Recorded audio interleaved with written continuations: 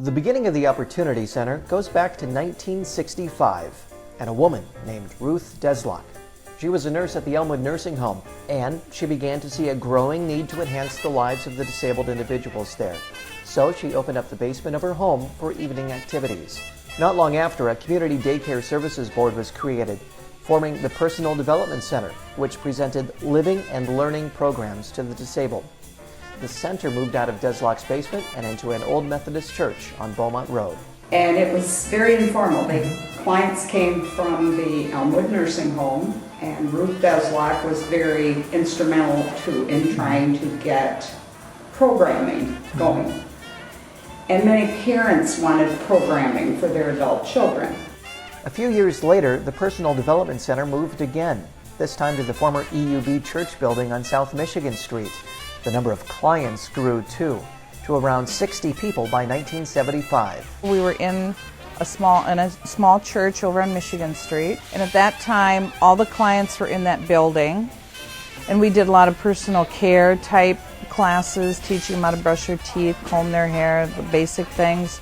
We did academic classes. Never had any work. We did a lot of arts and crafts. We just could do fun things with them. We'd go for walks down to the bakery, buy lots of goodies, bring them back. Every Friday we'd have a party, cupcakes, Kool-Aid.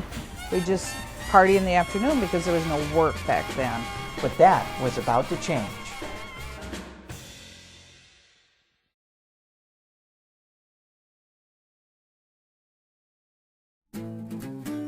In the mid-70s, the Personal Development Center took on a job sorting and packaging buttons for the Lansing Button Company.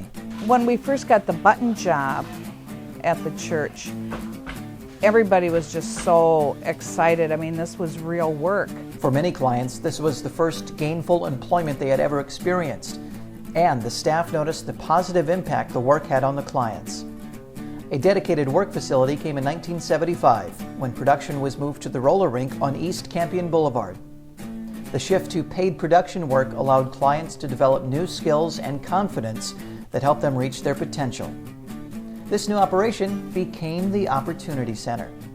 The Opportunity Center became an effective avenue for helping clients join society. What was perceived as being a client services operation was the community's perception that the clients could not do competitive work.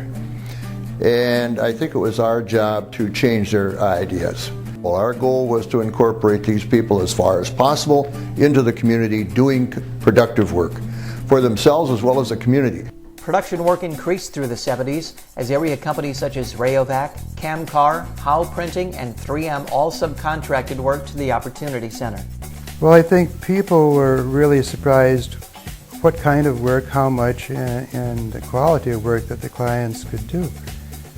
When you would bring the work in and you have so many clients working on this, at the end of the day there was a tremendous amount that was produced that people didn't think they were able to do it.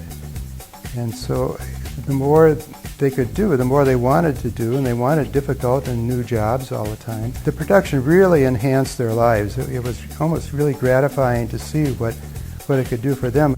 In 1979, under the direction of Stan Vogel, a brand new facility was built on State Street, its present-day location. Operations at the Personal Development Center were phased out and incorporated into the new Opportunity Center. In the new building, the focus on production work continued to push clients to reach their full potential. And we were actually kind of pushing the envelope. We wanted them to take some chances, to do something that they hadn't done before. So it wasn't just that they went there and they spent their day. They actually had to do something with expectations, and it had to have quality to it. And I think it pushed their confidence to, I think, higher levels. New work continued to come from area companies like Richland Industries, Allen Bradley, Richland Foundry, and Prairie Tool. But the biggest development in the Opportunity Center's production history came from the increased work from 3M during the early 80s.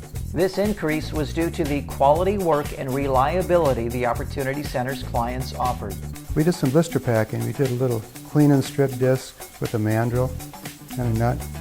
It went into a package. Part of the job that we wanted to add to it, our clients would be good at it, was putting the nut on the mandrel. Well, in the process of doing this, one time we discovered that they had mandrels that were threaded the wrong direction. And so we saved them from, putting out a couple 100,000 of these blisters and for the retail market. We saved them going, having to recall all of that. So somebody there was finally convinced that we could do credible work, and I think that was the beginning. Flush with work, the Opportunity Center continued to expand through the 80s, 90s, and still today. Always proud of its long history of care, productivity, and innovation.